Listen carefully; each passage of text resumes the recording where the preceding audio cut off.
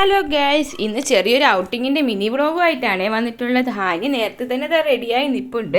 ഞാനും ഹാനിയും മെഹിനും കൂടിയാണ് പോണത്. റോഡിലാണെങ്കിൽ മഴ പെയ്തിട്ട് വെള്ളം ഫുള്ള് നിറഞ്ഞിരിപ്പുണ്ടായിരുന്നു. കുറച്ച് മഴ തോർന്നപ്പോഴാണ് നമ്മൾ ഇറങ്ങിയത്.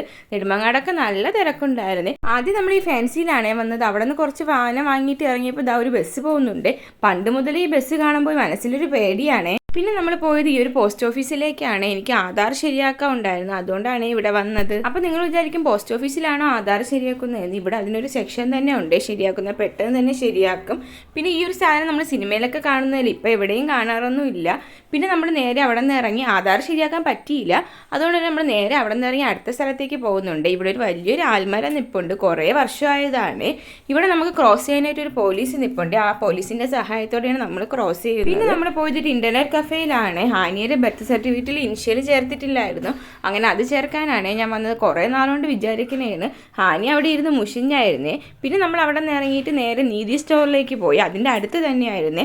അവിടെ പോയപ്പോൾ കുറേ ബാഗും ബോട്ടിൽസൊക്കെ ഉണ്ടായിരുന്നു. ഇപ്പോൾ സ്കൂൾ തുറക്കുന്ന ടൈമല്ലേ, അതുകൊണ്ട് അതൊക്കെയാണ് എല്ലാ സ്ഥലത്തും ഉള്ളത്. ഹാനി അവിടെ ഒരു കുടയും പിടിച്ചിട്ടുണ്ട് ഇപ്പോൾ ഉണ്ട്.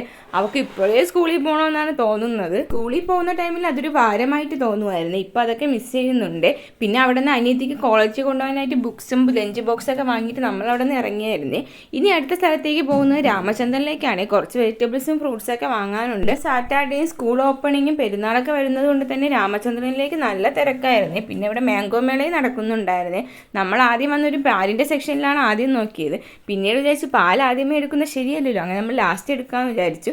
പിന്നെ ഇതാ ഇവിടെ ഒരു പുളിഞ്ചിക്ക ഇരിപ്പുണ്ടായിരുന്നു. നമ്മുടെ ഇവിടുത്തെ ആനപ്പുളിഞ്ചിക്കയാണ്. ഇതും ഇവിടെ വെക്കാൻ വെച്ചിട്ടുണ്ട്. ആനി ആദ്യമേ ഒരു ട്രോളി എടുത്ത് അതിലേക്ക് സെറ്റാക്കി ഇരുത്തിയിട്ടുണ്ട്. അല്ലെങ്കിൽ ഭയങ്കര ഓട്ടമായിരിക്കും. ഇപ്പോൾ ഭയങ്കര തിരക്കും കൂടെ ആയതുകൊണ്ട് അതൊട്ടും പറ്റൂല, നമുക്കൊരു സാധനവും എടുക്കാൻ പറ്റൂല. പിന്നെ നമ്മൾ കുറേ വെറൈറ്റീസ് മാമ്പഴങ്ങളുണ്ടായിരുന്നു. അതിൽ നിന്ന് കുറേയൊക്കെ നമ്മൾ തിരഞ്ഞെടുത്തായിരുന്നു. ഏതാണ് നല്ലതെന്ന് നമുക്ക് അറിഞ്ഞുകൂടാ. ഫുൾ വീഡിയോ ഞാൻ യൂട്യൂബിൽ അപ്ലോഡ് ചെയ്തിട്ടുണ്ട്, അപ്പോൾ എല്ലാവരും പോയി കാണണേ. ഇഷ്ടമായെങ്കിൽ സബ്സ്ക്രൈബ് ചെയ്യണേ.